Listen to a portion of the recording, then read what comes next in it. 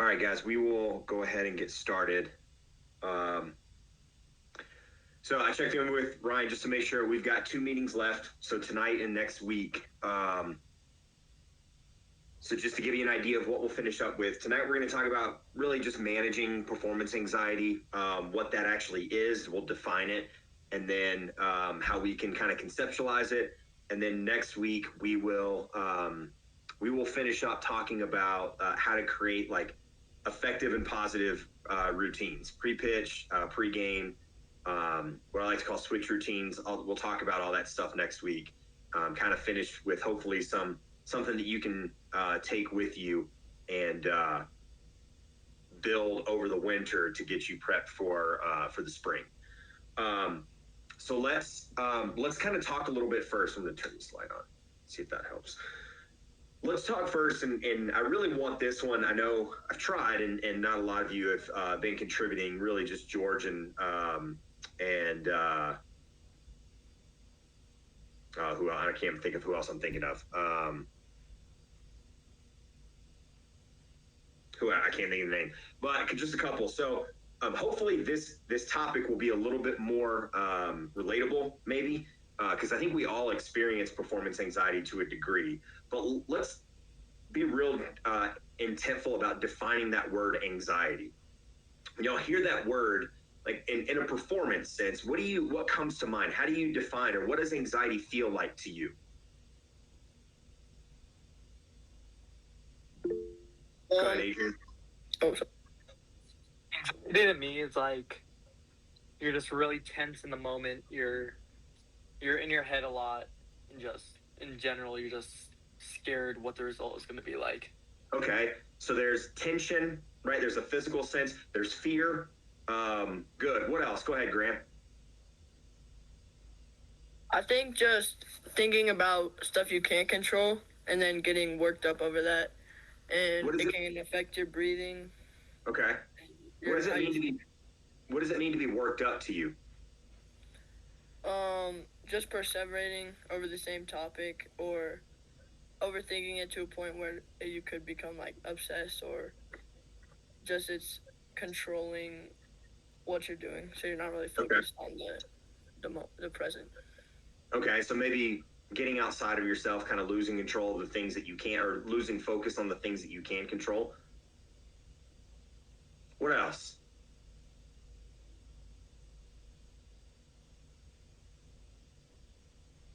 Let's go back to that feeling. What if, like, physiologically, what happens to your body when you feel anxiety? When you feel nervous, when you feel scared? Go ahead, Adrian. My body more is just like tenses up, really. I really just freeze in the moment. Okay. What do you feel that tension in a particular spot, or is it like across your whole body? It's more just my upper body. Okay. My lower body can still move fine. It's just my upper body and my head. It's just because I'm in my head. It's mostly because I'm in my head too much. Okay. Go ahead, George. I'd say my stomach starts to hurt when I'm getting nervous. Okay. What kind of hurt is it? Just like I need to go to the bathroom or something. Okay. It's almost like a sick kind of hurt? Yeah. Okay. Graham, go ahead. I think my breathing can become abnormal, and also I can just kind of like shut down. I guess like my body just kind of isn't really responsive as like it should be in a game. What is abnormal breathing like? What's normal versus abnormal breathing? Like normal is like calm. You're like controlling it, and then if it's like, for me, if it's not bad, but if it's like heavy anxiety, it can just become like fast. Almost like hyperventilating a little bit? Yeah, like you can't really catch your breath. Okay.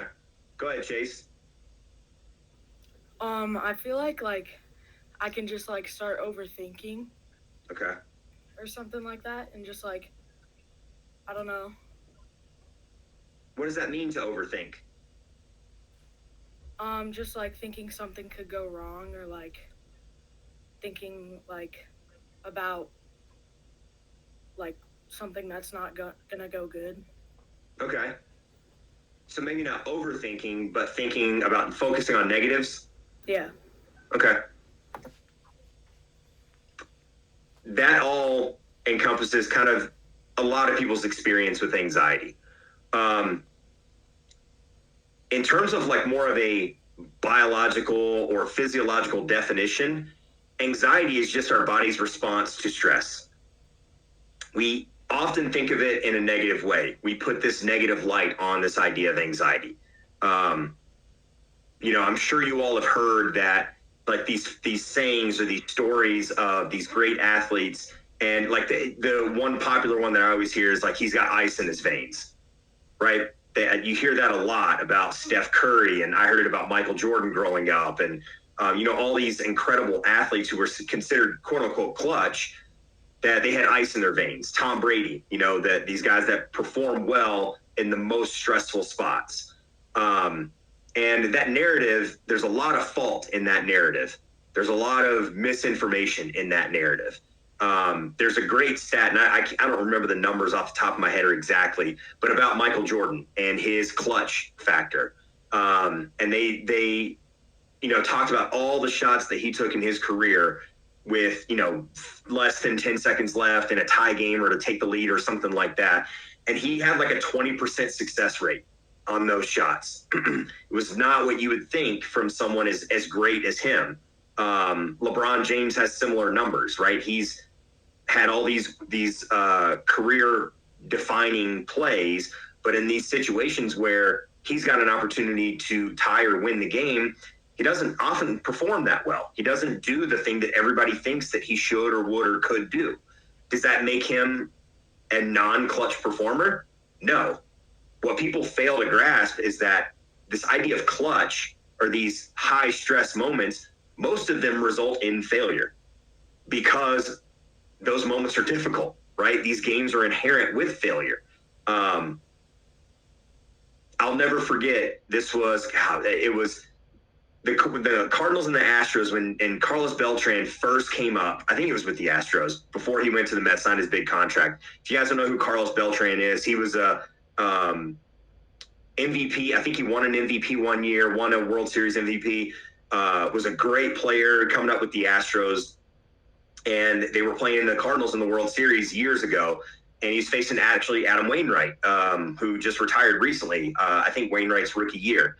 And Beltran came up with the bases loaded, 2 outs in the bottom of the ninth inning, or the top of the ninth inning maybe, with the World Series on the line. They were down 1 run, I think. And he struck out looking. And he had an unbelievable playoffs. I think he had 10 home runs throughout the span of the playoffs back then, which were a little bit shorter in terms of number of games. Ended up signing a $150 million contract or whatever it was the next year. But I always remembered him growing up for this moment, for this one moment in the biggest of stage, the most pressure packed, and he struck out looking at a curveball. And Wainwright had a really good curveball, but it was one of those moments that you just don't think that major league players, that it would happen to them, that he would strike out looking. Like striking out, okay, maybe you swing, but a breaking ball right down the middle, you would think, and he just couldn't pull the trigger. And I always think of that moment when I think of these clutch players, because Carlos Beltran just hit 10 home runs through a playoff run in 15 games or whatever it was, right? An unbelievable playoff in the most clutch moments. But in this one, this is what I remember.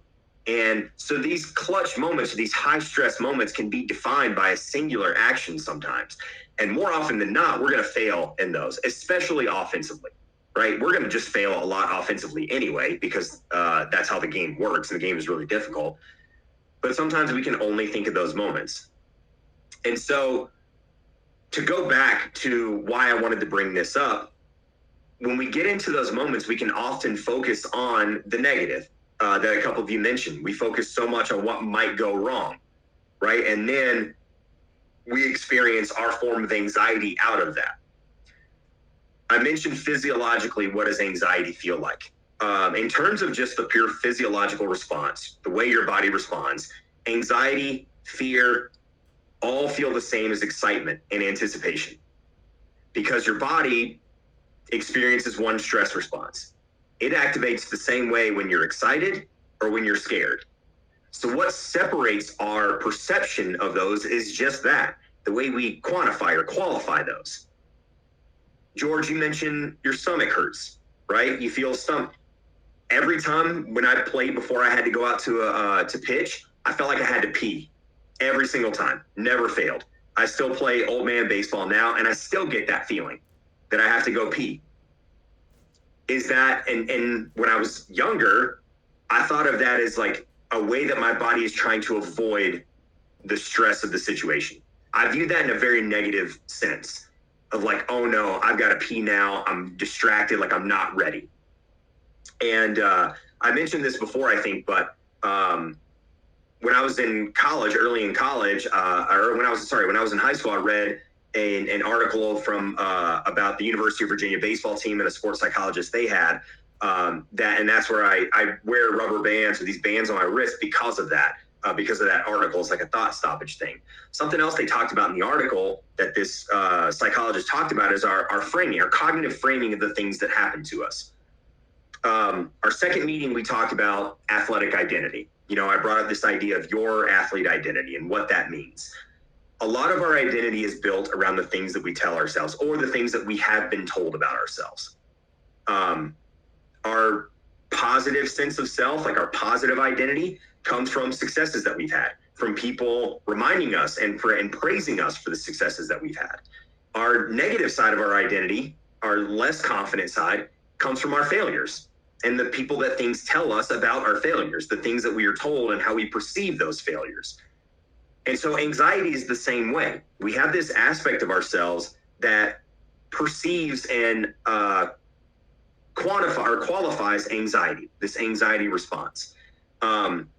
You all may have seen, this became really popular a few years ago around social media. If you're not on Twitter, then maybe you haven't seen this, but there's something that became really popular, and it was coaches, a lot of baseball coaches mostly, that were doing this thing in practice where they would take their players and they have them like out in the outfield and they lay on their back, close their eyes, and they work on like almost getting into a meditative state. And it became this whole thing of like, this is our way of mentally preparing for competition. And I thought about that more. And I even had it with some of my guys. Like we did it at TJ for a year, and I didn't really like it. And I didn't know why until I really tried to conceptualize, like, what is it that we're trying to do with this? And this is true of a lot of coaches. And this is something that like coaches that I talk to about this stuff based on my background. So something that I explain to them. A lot of times we are told as athletes, or we as coaches tell our athletes, that you have to be calm in the face of stress. And we as people have, again, a perception of what calm means. You all are thinking it right now. Like, what does calm mean to you? A lot of you will think slow heart rate, steady breathing, right? Relaxed, things like that. That's what we think of as calm in a non-competitive situation. When we are competing, specifically in a physical sport, we don't want to be low heart rate. Because what happens when your heart rate slows down? You have less blood pumping through your body, right? You have less energy to meet the demands of the situation. So in reality, with a competitive state, a physically competitive state, we need to have a higher heart rate. We need to have some physiological anxiety. But we've been told so much as players, and we coaches tell our players so much, that you've got to stay steady, you've got to stay calm. And in theory, that sounds right, but it's actually not. It's not a great thing to say to players, because they get this idea in their head of, well, if I've got to be calm, but I'm not calm, then that means I'm nervous or I'm anxious. It's the dichotomy of it. We can't be calm and anxious at the same time, right? They're two separate physiological states. They're two separate psychological states as well. So instead of thinking about anxiety as a negative thing, I like athletes to think about the purpose of anxiety. The purpose of anxiety is to allow us to deal with the problem at hand, right? To deal with whatever's in front of us. The reason that you get anxiety speaking in front of people is because it takes a little bit more energy to build up the courage to do that. The reason you get anxiety before a test you don't necessarily need a higher physiological state for a test. You don't want that, but it's your brain telling you that this is important, right? This means something.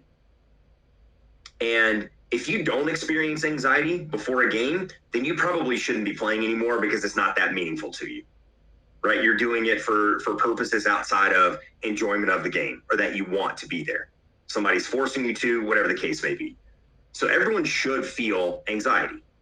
What we've got to work on is how we perceive that anxiety, what we believe that anxiety means to us. So when I asked you, what does anxiety mean? There was a lot of negative from that. Almost all of it was negative. I don't think anybody had a positive thing to say from anxiety, of like this idea of anxiety. I think a really good task to help with this is part of like this journaling process, to really have the cognitive ability to write down, what does anxiety mean? How do I actually feel before a game? Right? We warm up for a reason, because we need to get our heart rate going. We need to have a higher heart rate, because that gives us the energy and the blood and all the biological things we need to be able to compete at a high level, physically to compete at a high level. What we don't want to do is associate cognitively negative things with that feeling. We want to associate positive things with that feeling. So I want you to rethink. You guys all played this weekend. I want you to think about physiologically where you felt you were pre-game. Before anything happened, how many of you had high energy? You would say that your heart rate was pretty high, right? You would say that you felt maybe a little bit tense. And I want you to think about what you told yourself, if anything at all, what you told yourself about what that feeling meant, or what that state meant. And if you notice that you're telling yourself, or you're recognizing that, like, I didn't feel comfortable in that state, that's what we want to work on to flip, because that's where we need to be in order to compete at this level and compete at the higher levels that you want to compete at. All of you probably want to play at the next level. You want to make your varsity team. You want to be a starter. You want to play in college. That's why you're doing all of this. You got to start reframing what this anxiety really means. So there's processes that we can do that. One of them is, again, the things that you tell yourself about what you're doing. Your athlete identity. What does it mean to compete? How do I view myself as a competitor? How do I view the game and what it means? Like, what if I fail? What if something goes wrong? What does that mean? It's going to. You're going to fail. You're going to strike out. You're going to make errors. You're going to give up home runs. Like, all that stuff is going to happen. It's not necessarily bad to think about that, but we want to think about it in a way of, okay, what if this happens? What do I do to respond? We want to have a plan for how we do these things. So as you move forward into this weekend, really be conscious about, what are you telling yourself about the feeling that you're having when the game is starting? Do you feel your heart rate increasing? Do you feel a little jittery? What I would say is that's your body preparing to do the thing that it needs to do. What I used to tell myself is that I needed to feel that I was ready to go. When I felt myself, my last couple of years in college, when I really started to kind of figure this out, what I would tell myself is, like, that feeling that I needed to pee, it was my signal is like, all right, I'm ready to go. I know that my body is prepared now. And I didn't actually have to pee. Like, physiologically, I didn't have to pee. It was a psychological thing that was happening to tell me that my body was getting ready for this high anxiety state, for this high anxiety task that I had to do. So I worked really hard to reframe what that meant in terms of how I perceived it. So all the things that you talked about physiologically, not cognitively, but physiologically, that anxiety response, the tension, the heart rate, maybe a little bit sweaty, you get clammy hands a little bit. That stuff is your body preparing to give you the energy and give you the resources that you need to be able to do the thing that you need to do. That's a positive thing. And once you can start to recognize that, the cognitive side will come with it. Now it's not that, like, this inherent, oh, my body feels this way, what is it? What does this mean? What's going wrong? It's all right. My body feels this way. It's letting me be prepared. I'm ready to go from pitch one. I need this. I need to use this. Let's use this in the right way. I'm ready to go. Figure out whatever that is for you. That's going to help you get to that point where you can view this thing that you need as a positive, as the positive that it is. Again, we have a very negative view of what stress is, of anxiety. Society has told us that it's bad. It's not at all. There was I remember seeing this years ago. It was at a golf tournament, and they had the golfers wear like wristbands that monitor their heartbeat. And there was a player, I don't remember who it was, but he had like a 25-foot putt to like put him in a tie for the lead, something like that. Again, a really anxious, high stress position. And they said his heart rate was at 117 beats a minute, which is normal. Is probably for most of us between 60 and 70. Some of you may be a little bit lower. Some of you may be a little bit higher, but the average range is around 60 to 70 beats per minute. When we're exercising, when we're at the height of exercising, we're usually around 125, something like that. So this guy was at 117 beats a minute in the middle of this really high stress thing where he has to be physiologically kind of calm. If you've never played golf before and you've tried to putt, you want to be smooth. Any like robotic or herky-jerky motion, the ball's not going to go where you hope it's going to go. So being smooth and being fluid with your movements becomes really important. It's really hard to do with 117 beats a minute. But the guy ended up draining the putt. He made the putt, ended up with a tie. I don't know what happened after that. I don't remember, but I remember that piece really vividly because it shows that like this guy didn't have ice in his veins. He didn't slow his heart rate down. Maybe he did. Maybe he slowed it down from 130 to 117. But his heart was beating fast because this was a stressful situation. So understand that physiological part is not only normal, it's necessary. It's necessary for you to do the thing that you need to do. Now, what can you do to help manage that cognitively? Graham, I think it was you who mentioned your breathing gets out of whack. Breathing is a really big tool to use to try to manage that anxiety response. When you feel yourself getting a little bit too worked up, controlling your breathing can be a really good way to settle that back down. All right, it'll control your heart rate to a degree, but you're not, and you shouldn't be at 65 beats a minute when you got a runner on third, less than 2 outs, and a tie game late, right? Your heart shouldn't be steady. It should be elevated. But we don't want it to get too high. So we talked about this over the summer. There's a lot of different breathing techniques that you can do to help manage your heart. Typically, when you want to slow your heart down, you want to slow your breathing down as well, right? If you need to ramp up a little bit, then you want to breathe a little bit faster. Your body responds to that kind of oxygen mix and all of that. So we talked about like a 4 square breath or a 2 square breath. That means you think 2, 2, 2, 2, 2 seconds in, 2 seconds hold, 2 seconds out, 2 seconds hold, or 4 or whatever. 4 is probably about as high as you want to go. But 2, 2, 2, 2 is good. It gives you one breath every 8 seconds. That maps out to about 8 breaths a minute.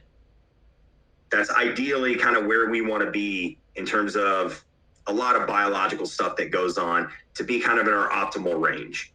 Now, if you're thinking about it too much, it's not going to help that. But doing that's 8 seconds. You got about 15 seconds in between pitches most times. That's a good way to kind of help manage that in between pitches. You're on the mound, you get the ball back. As you're kind of walking around the mound, just 2 seconds in, 2 seconds hold, 2 seconds out, 2 seconds hold. Do that a couple of times, and you're ready for your next pitch. That's a really good way to help manage that really high intense anxiety response. You got to figure out what's best for you, something that you can go to really quickly in the moment. You know, when if you're in the hole getting prepared for your at bat, or it's 2 outs and you're sitting on the bench and you're about to go out into the game, you can do something a little bit more elaborate. But that square 2 breathing is a really simple go-to controlled breathing method to kind of help settle your body down if you feel like it's getting a little bit too much.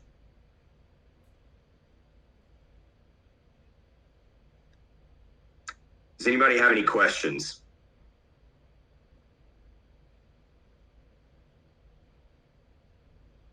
we focus on this stuff in terms of baseball performance, but this is true of any performance realm.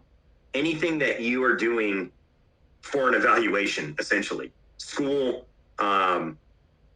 relationships, like you're going on a date, anything like that. Obviously, sports related performances. If you play music or you do any kind of entertainment performance, this is good for all of that. In school, you probably don't want your heart rate to be too high, but you just understand that, like, cognitively, if you're going into an anxious event, that your body is going to respond accordingly. If you're about to do something that's meaningful to you, that means something to you, your body is going to respond in the way that it thinks it needs to. So understand that stuff's normal, but you have some tools that you can do. Biggest thing is recognizing when your body's getting into that maybe 2 amp state. What does that feel like versus a normal high energy state, like a useful, effective high energy state? Start to recognize those things. And again, journaling is big with that. A couple of the questions, or one of the questions on the daily journal that you all have access to, is what was your energy levels like on a scale of 1 to 10? For practice, for games, where does it need to be? Some of you might need to be at an 8 or 9. Some of you might need to be at a 6 or so. Nobody should be at a 1, because that means you're about to fall asleep, right? You should be in a higher energy state than you would normally, or you would like doing homework, but you don't want to get it too amped up. Each one's going to be a little bit individualized in that. So start to recognize those things. Okay. Be conscious, pay attention to them, have intent with understanding what your body is telling you and how you're perceiving that information as well.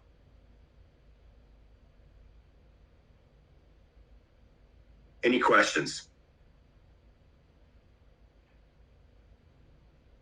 All right. I appreciate you guys speaking up early. I think it helps me kind of guide the things that I want to talk about. Again, next week we'll go through some routines, how to build some effective routines, kind of building off of all of this stuff that we've talked about so far this fall. So next week will be our last meeting. That'll be a good way to finish off going into the winter that you guys can take with you. As always, if you need anything, you can reach me by GroupMe. Otherwise, I'll see y'all next week.